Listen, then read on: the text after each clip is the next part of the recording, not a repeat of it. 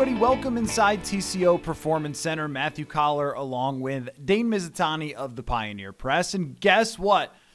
We heard from JJ McCarthy. He's at 215 pounds, folks. He walked up there and didn't injure his knee. We actually went inside TCO Performance Center in the practice field and watched him throw real passes. I even took some videos of those passes, as did you, Dane. A very exciting day. No, truly it was to hear from him for the first time that we have sat down with him since he had his surgery. And he did, I think, a 15-minute conversation, and then it has been behind the scenes since then. Fascinating to listen to JJ McCarthy talk to us about his recovery, everything he learned in the process, and so forth. But Dane, if you want to try to have a takeaway about him throwing the football, you can. It's allowed. That is totally open. If you want to give an observation about what J.J. McCarthy looked like on an actual football field, throwing routes on air to a couple of wide receivers. He looked fantastic to me. I mean, ball zipped in there. Footwork looked pretty good. I'd have to go back and watch every single throw that I filmed to see if there was carryover from what he learned last year in the Kevin O'Connell quarterback school from the months of April to the months of August when he got hurt. But in all seriousness, like, the ball still jumps out of his hand. It gets from point A to point B very quickly. And that's really all you can take away from this. I mean, he had a couple good throws to Jordan Addison, to T.J. Hawkinson, to Lucky Jackson, because that's where we're at right now, where Justin Jefferson was not here today.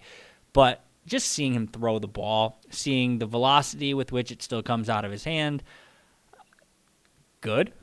We'll see more when we actually see him take snaps from Ryan Kelly and drop back in 7-on-7 settings here next month. But the most important thing to me is that, like you just led off with, we saw him throw a football. He can throw a football still, and that's good. That's where we're at. And now we're kind of turning the page finally to not talking about his injury, to talking about his continued progression in being this team's franchise quarterback, which he absolutely is. The only take I could have is that velocity is in his bag, and we saw a little bit of it. And I don't know if he was taking note at all as he was throwing that we were all over there filming the same throw. But there was one that was coming directly at us that he threw to Jordan Addison where I think he wanted us all to get a real good look at how fast that football was coming out of his hands, and he certainly let it loose. So the cannon is still the cannon for J.J. McCarthy. We could certainly say that, but there was more takeaways in what he talked about. He was asked about the weight loss that he dealt with during his recovery and said that he got down to about 185 pounds, and basically that when he couldn't work out, the weight just fell off. And he said that he's a guy that in order to keep that weight on, he has to continue working out. And within a couple weeks of him actually being able to do the full workouts again, he put the weight back on. It was certainly a reason to raise an eyebrow and wonder about when it was that much weight. I mean, 185 to 215 is a pretty big jump, but he looked like about 215 to us today. I think there will be more room for him to go physically as he goes throughout the summer and does his off-season workouts and all that. But beyond just the weight thing, which became such a discussion point after he was shown on TV looking like he had lost a couple years of his life and gone back in time or something, I think that J.J. McCarthy's confidence, whether it's in front of us or on the field, even when you just see him walking around out there, leading the offense, leading the receivers, I think he was saying a couple things to Sam Howell about what it might have been, what route they were running, or just something like that. There is a natural energy to J.J. McCarthy, which several of his teammates talked about, and they just said, like, you know it when you see it out there, and to see him on a field, it's a reminder, oh, that's what it looks like. But the biggest quote really from him was when he was asked, like, are you ready to start? And without any hesitation at all, it was, yes, I am. I think I'm ready to go because of the work that he has put in over these last 8 months of recovering and being ready to be the Vikings starting quarterback. I don't see any discussion truly about whether there's a competition or Sam Howell or anything else like that. But once again, we just hadn't been around that confidence for a long time.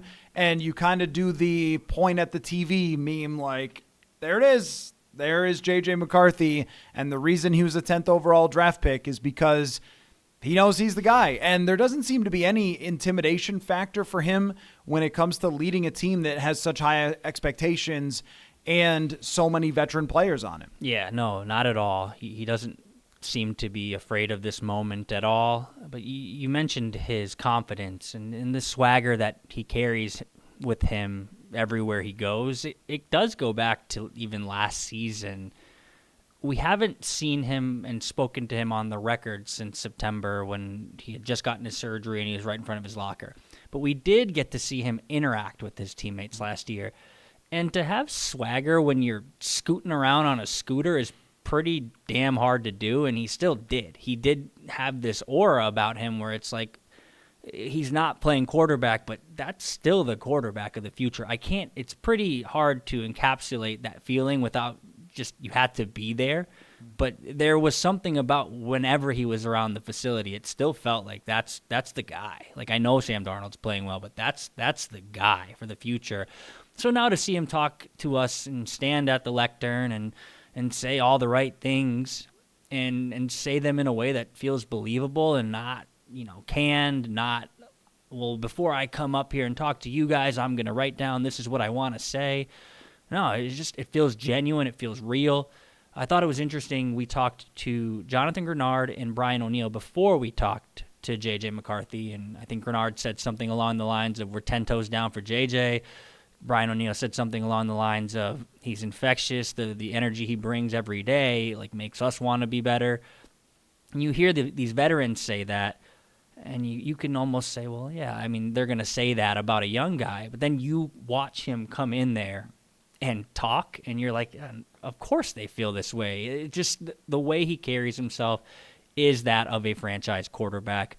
You said his best quote was, I know I'm ready to start. I thought his best quote was, when asked about pressure, personally, I think the more pressure, the better. That's what I thrive off of. Good. That's how I want him to approach this situation, because there is a lot of pressure. The team won 14 games. There is no training wheels heading into this step in your career, and he seems ready for the moment with his words. Now, we'll see if he's ready for the moment with his play. All we have to go off of is 15 minutes of him throwing the football around.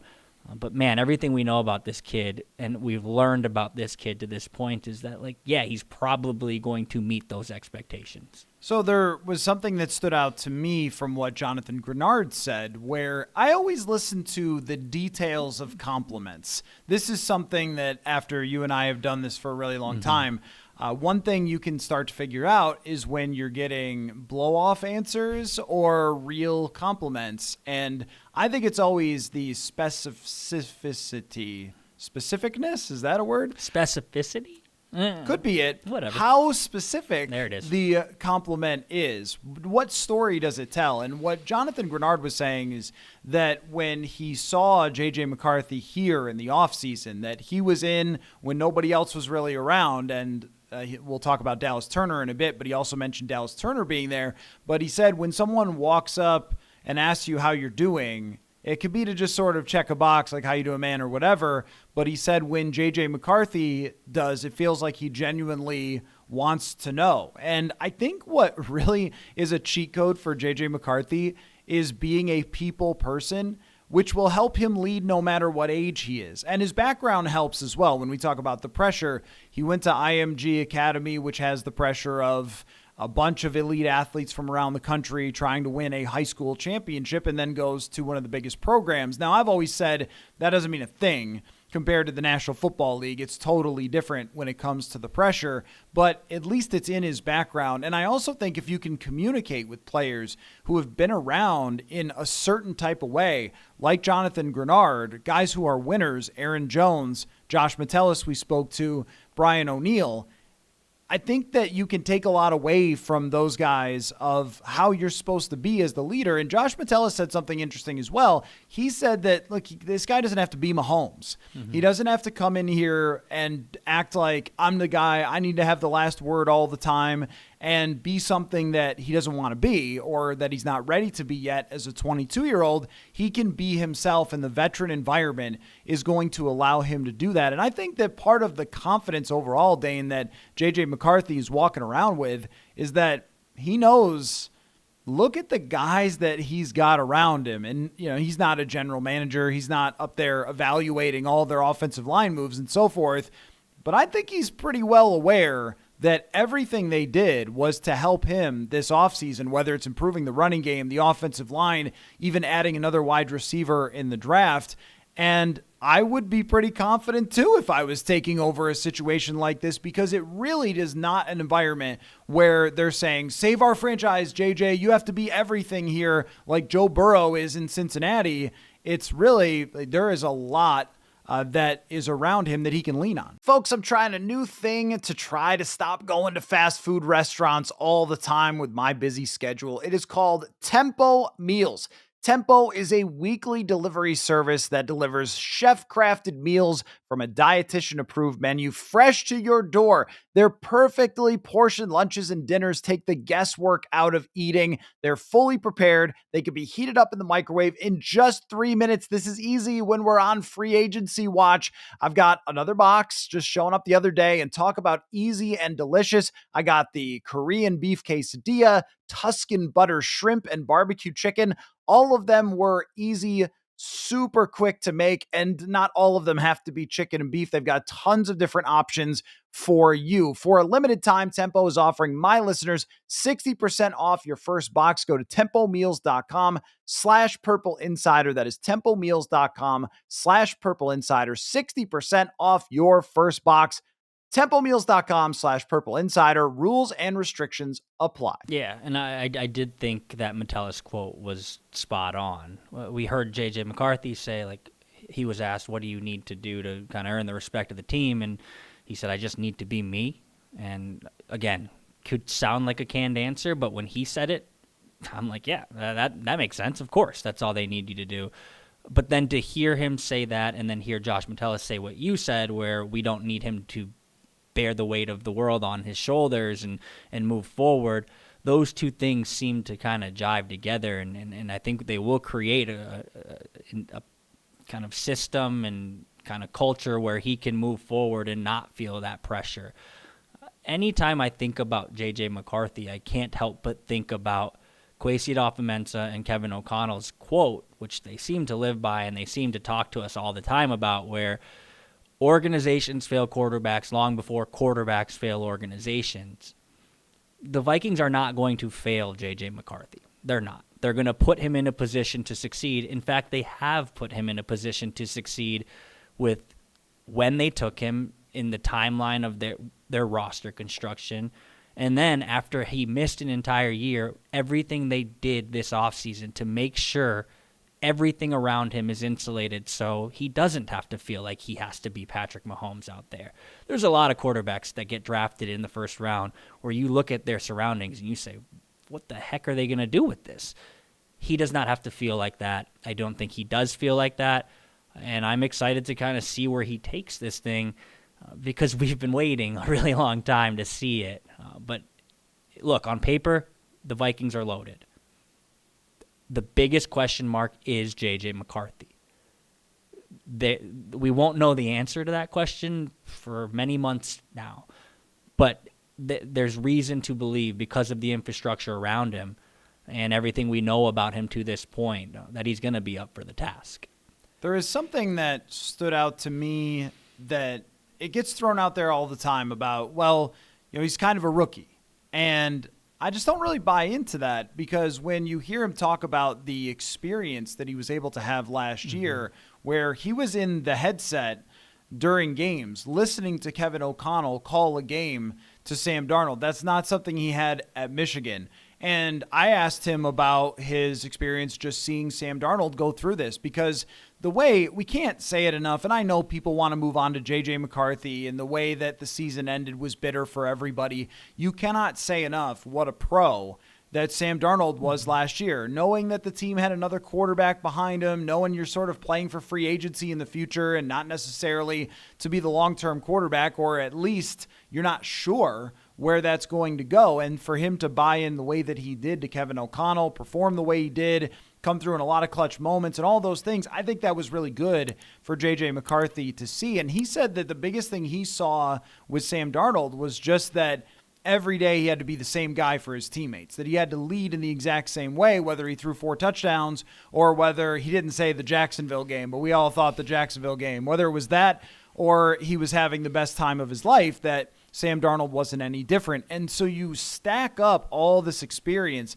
Alec Lewis asked him about the virtual reality. And so he's got all these moments of watching the tape through the virtual reality thing and through the helmet and listening to how the play call is and saying the play call back to himself, then being on the headset with Kevin O'Connell. He also said that one of the things he did during the week last year was the defensive scout, where he was looking at all the defensive players and analyzing them and writing reports on them. So now he goes into this year with Packers, Lions, Bears, a lot of those players he already has a really good sense for. And I thought Kirk Cousins talked about this a lot, like when he would do the pre-scout of the other team's players, but that's just a process that he would never done before. So much information has been ingested from him and experiences that it is not just somebody stepping in as a rookie quarterback. I think it's very different than that. And also, his teammates are not saying as he arrives here, well, why don't you just show us what kind of guy you are or something.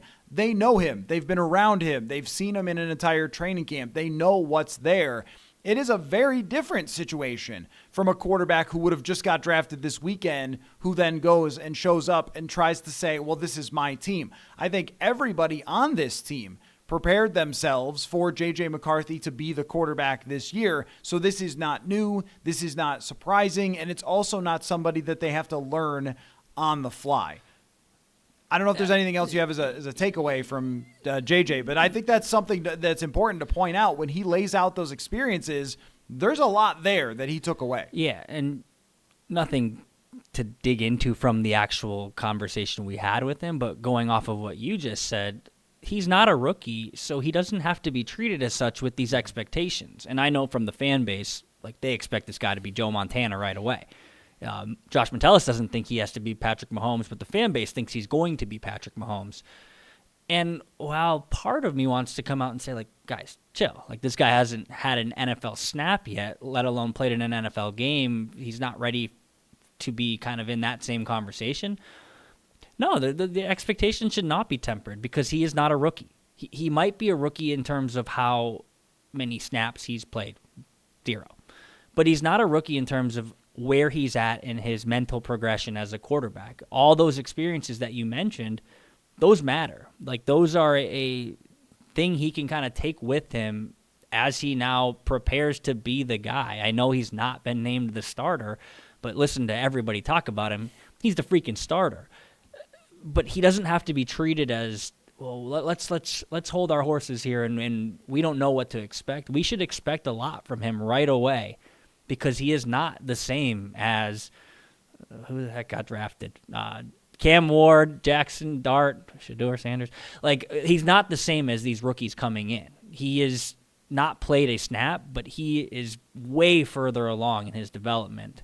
And that matters as the Vikings kind of embark on something that they hope is pretty special. The expectations from the team itself, it's certainly not going to be tempered. And I don't think from JJ McCarthy individually, like, he has to temper any expectations either. So to pick up on that was something else that I really took away from today from the 3 veteran players that talked, especially Jonathan Grenard and Brian O'Neill. I think you can sense it when guys are in their late 20s or early 30s and they start to understand that there's only so many more cracks at this that you get. And there was a tone about what Grenard was saying, and they used the Grenard tweet, which you went back and dug up and found after the playoff game, to be their motivational T-shirt for the year, which is "More is required." Is that correct? Is what the T-shirt saying? Nailed it. Okay, more is required because obviously they didn't do enough for last year to get over the hump in the playoffs. But what I really sensed from Jonathan Grenard and from Brian O'Neill especially is that feeling of, this is one of the shots that you get in life. I mean, if you play in the NFL and you don't play for Kansas City and you don't play for whatever team Tom Brady's on, Patriots or Tampa Bay Bucks, or Josh Allen in Buffalo, like, there is not every year we're just going to be in the mix because of who our quarterback is and so forth. Maybe McCarthy will be that guy. But when you win 14 games and you feel like you are a legitimate contender and you come up short, there is a desperate feeling among these guys to achieve more than they did last year. And I thought more than almost any other year, maybe 2018 was like this coming off of losing in the NFC Championship, but you could feel it in their comments Jonathan Grenard is coming off of an incredible season, a top 5 season at the edge rusher position in terms of quarterback pressures, double-digit sacks, a career year for him. And it did not strike me at all as if Jonathan Grenard was like, hey, guys, I'm awesome now, right? It was much more like, no, I'm actually still really disgusted about last year, and I think we can compete for the Super Bowl. This is a new vibe from the last few years where a lot of it was, well, if some things go right or we think we're going to be better than people think we are, that's not now. The guys were not saying Super Bowl or bust exactly, but I don't know what other way to interpret it is when Harrison Smith comes back. That was something that guys referenced of he believed in this team enough to come back for another year. So we need to hold ourselves to that standard. And I think that it also says something about us and how we evaluate JJ McCarthy. Like, it's got to work. Like, this team is built for this to work with JJ McCarthy. I 100% agree with the direction and everything else, but like, that's part of the vibe of just even having 30 minutes of conversations today with guys of they really think that they belong in that discussion as a Super Bowl favorite team. Yeah, and I think they should, based on the season they just had and the offseason that the front office has put together. They should absolutely believe that they can do something special this year. And I do think part of that confidence that they're kind of exuding to us, whether they are consciously saying it or subconsciously feeling it, has a lot to do with how they feel about JJ McCarthy already. Like, we don't know what he's going to be like on the field. They don't know what he's going to be like on the field. But I think they believe in him. I think they believe that he can take them where they want to go. You're right. It did not feel like two veterans standing up there being like, well, guys, we have a rookie quarterback, so it might not be what we're all thinking. Like, no, I think they can win a Super Bowl. And it did not feel like lip service. It did not feel like, well, yeah, what are they going to say, that we can't win a Super Bowl? You could just feel the belief that this team has. I thought something that stood out with Brian O'Neill that kind of hammered home like we just got to win was he was asked about Aaron Jones coming back, and he's excited about that. He credited him with being maybe the most important, and he was the most important reason in why the running game took a step. But then somebody asked him, like, do you want to run the ball more? And Brian O'Neill said, like, 3 years ago, yeah, maybe I would have said, I want to run the ball more. I want that to be our identity. He said, I don't care if we throw the ball 75 times or run the ball 75 times. We just want to win. And I think that perfectly sums up where they're at as a franchise. They don't care how they do it. They don't care what it looks like. They don't care numbers-wise. They just want wins at the end of the day. They want wins in the regular season. They want wins in the playoffs. They need more than they've given so far. That's where they're at. And all of that is said and spoken with the backdrop that, yes, JJ McCarthy is essentially going to be stepping into this fire with a ton of expectations at his back. That's why I go back to the quote, the more pressure, the better. Good. I hope he's feeling that, because there will be a lot of pressure coming here with where this team believes it stands in the pantheon of the NFL. And we've listened to many of these around this time of year, and this one just felt a little different from those players, of a tone that we haven't exactly heard in some time. Instead of last year where it was, hey, well, no one believes in us, we didn't hear that a single time. People do believe in you. You won 14 games. You spent $300 million in free agency. Mm-hmm. You drafted a left guard to come in and start right away. That was another thing that Brian O'Neill talked about, just how hard it must have been for Donovan Jackson to step in and play left tackle the way that he did. That's one of those things that when you hear about from the outside, you're like, well, they should be able to do that. They're all big fat guys. And when you ask an offensive lineman, they're like, no. And he told the story about being asked at one point if he could play left tackle when there was a contract issue in 2020 with Riley Reif.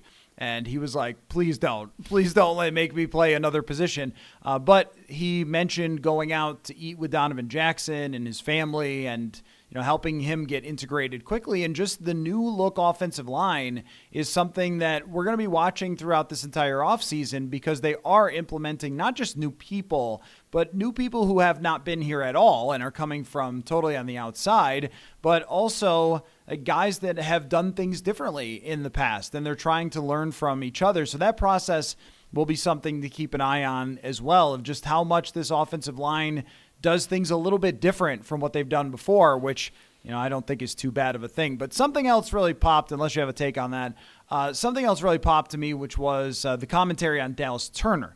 And this goes again to let's evaluate the actual compliments.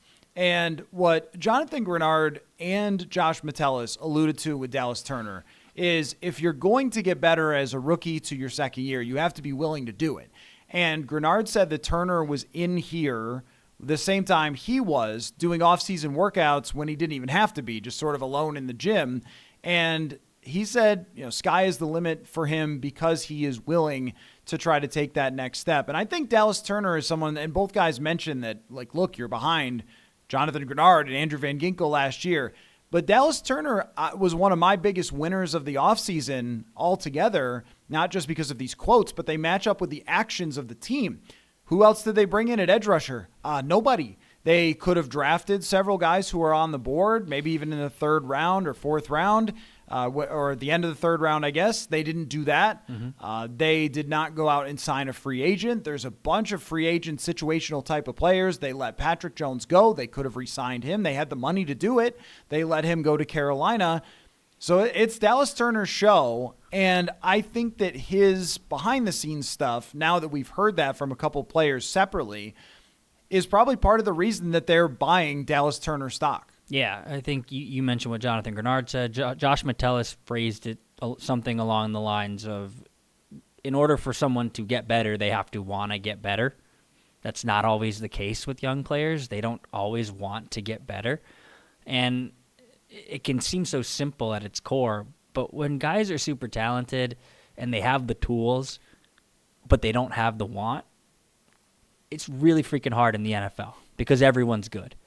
Dallas Turner seems to have, he certainly has the tools. Just go back and watch the Chicago pass rush against Darnell Wright. He has the tools, but he has the want. And I think it probably took a little bit of time last year to understand how much you have to want it, how much goes into being a pro. It's a kid, he's 21 years old, coming from Alabama. Not to mention, he was really good friends with Kyrie Jackson, and I know that weighed on him in the early stages of his career. So when you are walking in as a young player, you suffer unspeakable tragedy from a very personal standpoint, it can be hard to find your legs right away. And I think it took him a little bit. But something else Josh Metellus pointed towards that seemed to click was, I don't know if it was Brian Flores or Matt Daniels or both, but the coaching staff got on Dallas Turner about how he plays special teams because that's where he was contributing last year when he wasn't contributing on defense. And he wasn't doing a good enough job. And it clicked to him that, I got to bust my butt on special teams because that's where my impact is being made right now. And I think you saw a steady climb after that. It's not too different than how Josh Metellus grew into the player and leader he is on this team. He paid his dues, he busted his butt on special teams, and then he took a gigantic leap when we didn't think he was going to do it.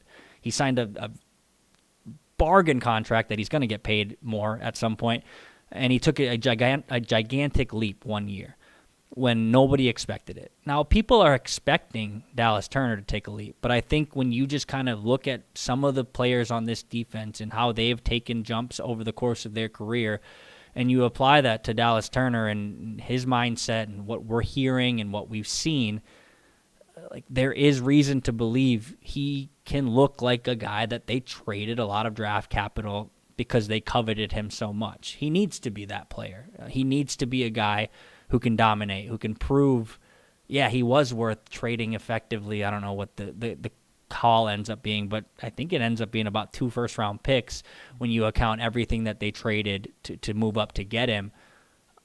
If he ends up working out, who cares? Like, he is a premium position player who can make an impact. We've seen glimpses of it. We still need to see the full culmination of it. But when you listen to his teammates talk about him, and I'm sure when we talk to him next month, we're going to feel that too. It's good news for the Vikings because we have heard the alternative. We've heard when we ask about a guy, and they just say, like, yeah, he's fine. He's doing good. It wasn't like that at all with Dallas Turner and anybody we've talked to about him and his progression. Specificity. Yeah. So. That's the key. And when it comes to Josh Metellus, maybe there will be a contract extension for him by the time you listen to this, because I got a feeling that that's coming around the corner pretty darn soon.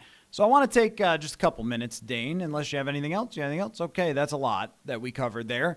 Just to get some of your opinions on the draft. You were out here at TCO Performance Center while I was live streaming, and we were trying to predict how the first round was going to go and all that. So now that the dust has settled, we were joking around today about the draft grades and everything else and how everybody sort of despises them. But also if you go, well, I gave him a C, you're like, why? Like, what happened? Right? Like, we all have reactions to draft grades as well. So I don't know, did you do a draft grade article? Did you grade everything? Did nothing? You graded nothing of this draft? I did not specifically put together a grade because I think draft grades are stupid. I did put together an aggregation of all the grades, and everyone seemed to think it was just kind of like, yeah, pretty good. But my opinion, if I were to put together a grade, I'm not giving it a letter grade. I'm not going to do that on the pod. But I think they accomplished what they kind of set out to accomplish. It was a continuation of how they've approached free agency in a way, which is we're going to fill the areas of need that we feel we need to fill. And that starts with Donovan Jackson, right? I think I predicted Derek Harmon. You predicted Derek Harmon. I think Andrew Kramer predicted Derek Harmon. I think everyone predicted Derek Harmon. And if Derek Harmon was on the board, they might have taken him. But if it was between Derek Harmon and Donovan Jackson, they might have still taken Donovan Jackson because it's very clear, like from the moment they lost to the Los Angeles Rams, the most important thing to Kevin O'Connell, and he's tried to walk back this quote a dozen times since he said it, but he said it. He said, we need to shore up the interior of the pocket. And they've done exactly that. Ryan Kelly, Will Fries. So, yeah, it makes a ton of sense that they went out and got Donovan Jackson, who's probably going to start day one. I'm fine with that pick. It's not the sexiest pick, and sure, if you look at the boards, yeah, maybe they could have traded back and get an extra fourth to get to 33 and pick him there. Like, no, I don't care. Like, if you wanted him, take him, because if they would have traded back and then he goes 25 to the Houston Texans, and then you're sitting there like, okay, well, we planned for the 24th pick to be our starting left guard, then what are you doing? Like, it's not really, I think you did something on this, it's not really a reach unless he was like the 80th ranked prospect. Yeah, maybe they overdrafted him a little bit by these consensus boards, but overall he fills a need. And then I think from there, you just look at everything else they did. We nailed the receiver thing. Absolutely nailed it. They didn't take Luther Burden in the first round, but that wasn't actually what we were talking about. We were talking about, like, you should probably try and invest in a receiver sooner rather than later when you have to. And that's what they did with Ty Felton. Loved that pick too. We can go down the whole board. But I think overall, like, the draft played out when you enter with 4 picks and you walk away with 5 players and you walk away with probably your starting left guard and you walk away with a receiver that you feel like you can develop and you walk away with a couple other depth pieces, probably about as good as it could have gone given the circumstances and what you started with. So your point about Derek Harmon, while he did go off the board, it's hard to say whether they would have picked him or not. We had heard at the Combine about their respect for him, and then when you hear more about his story and his mother's illness and truly on her deathbed as he's getting drafted, and the way that he used his NIL money and all those different things, you could see why they would have been so impressed with Derek Harmon, and I still think that would have been a great draft pick for them. But also, when it came to Donovan Jackson, when they made the pick, I thought of me watching House Hunters. When the wife and I watch House Hunters, we try to guess. And I don't know if you've seen the show, but they show people 3 houses, and then they pick which one they want. And so we always try to guess. We're like, it's got to be number 2. It's got to be the first one. They said, and what it always comes down to is what they told you along the way was the most important thing to them. So if the most important thing was a view, the house with the view is getting picked every time. That's just a hack for you guys if you play at home with your significant other. But it's the same thing here where it's like they told us all along from the moment they came off the field with the Rams, we got to get better on the interior of this line. And also where I like it the most is that guy in there who now weighs 215 pounds, there is not a single person in this organization, no coach, no player, no all-pro, nobody else, who's going to determine more whether they make the playoffs and compete for a Super Bowl than JJ McCarthy. So everything you did to positively move the needle for JJ McCarthy, to me, just gets a thumbs up, just on its face. Now, if you were doing Draft Hacks 101, here's all the studies that have ever been done, here's all the research, here's all the big picture stuff, then you should have traded down, and you shouldn't have taken a player that's 12 spots above his consensus, because as much as people get angry about these things, they get angry at draft value boards. If your team on a draft value pick chart loses a trade, then you say the chart is bogus. If you, it's just a really funny thing, because if you reach on a consensus board, the board must be bogus. But if you draft someone that was ranked higher, what a genius pick it is, right? We're all going to do stuff like that. So we can be rational about this and say that if they had wanted to go into a full mode of let's maximize every single percentage point to hit for the success rate, for the total value, then they should have traded down out of the pick. I think even Kwesi Adofo-Mensah would say that, because his golf analogy was more or less, let's keep it on the fairway. And that's the way I look at this, is you've built such a good roster. There's no reason to get cute. It's actually what we criticize the most of Kevin O'Connell sometimes when it's 3rd and 2 and he throws a 47-yard pass down the field. We go, did you really need to get cute there? And I think they took the approach to this draft to say, we're not getting cute. We're going to get this big old guard that we love, and he's going to slot right in there, and then off we go. But I wanted to ask your opinion before we wrap. Mike Clay put out his rankings of every position group for every team in the NFL, which is a hard thing to do and takes a lot of research, but Mike does it, and I thought that was cool. I wrote about it yesterday. And he had the Vikings as the 4th best offense, not including quarterback, because who knows where to rank this quarterback, and the 5th best defense overall. So how do you feel about those rankings, and what does it say about this roster? Without seeing the rankings, I did not read Mike Clay's piece yet. Did not read your piece yet. My bad. That's a mistake. That is a mistake on my part. What am I doing? It's the offseason, though. Yeah, the Timberwolves are playing, Wild they're playing, But honestly, when I hear those rankings, they make sense to me. I have walked away from this offseason thinking to myself, do they have weaknesses on this team? Like, what are the weaknesses? Because all of the weaknesses that I felt that they had, walking out of Glendale, Arizona, or flying out of Phoenix, Arizona after the playoff game, were addressed in free agency, in the draft, with everything they've done from that moment in time to now. They've really, in my opinion, knocked their offseason out of the park. So if you want to put their offense as 4 and their defense as 5, like, that makes sense to me. If I'm just going through the offensive line is improved. Total revamping of the offensive line. And the only things you didn't revamp are the 2 best bookend tackles in the game, assuming Christian Darrisaw gets back to full strength. So starting with the offensive line makes a ton of sense. Aaron Jones, Jordan Mason, damn good backfield. Justin Jefferson, like, do we forget about him sometimes, that he's the best receiver in the game? I think we do, because he's not loud about it. Jordan Addison, Jalen Naylor, TJ Hawkinson, Ty Felton. Everything on offense is there, assuming, and you said these rankings were done without the quarterback in mind, assuming JJ McCarthy is ready, as we've talked at length about at the beginning of this pod, like there's no reason the offense shouldn't exceed anybody's expectations heading into next season. And then you look at the defense, shored up the defensive line, got better in the trenches. Blake Cashman was spectacular last year. Ivan Pace Jr. is a guy who dominates with what he's asked to do. Kobe King, like a guy that they get in the 6th round, projects as someone who probably is going to be able to find the field at some point in time with the way Brian Flores calls it. Maybe the only weakness I see is in the secondary, in the depth at cornerback. So maybe 5 feels a little high there, but this was a top 10 defense last year and by all accounts got better. So it makes sense that that's where Mike Clay has them ranked, and I think that kind of goes back to closing the loop on this entire pod, like where we feel this team can go if JJ McCarthy is the quarterback we think he is.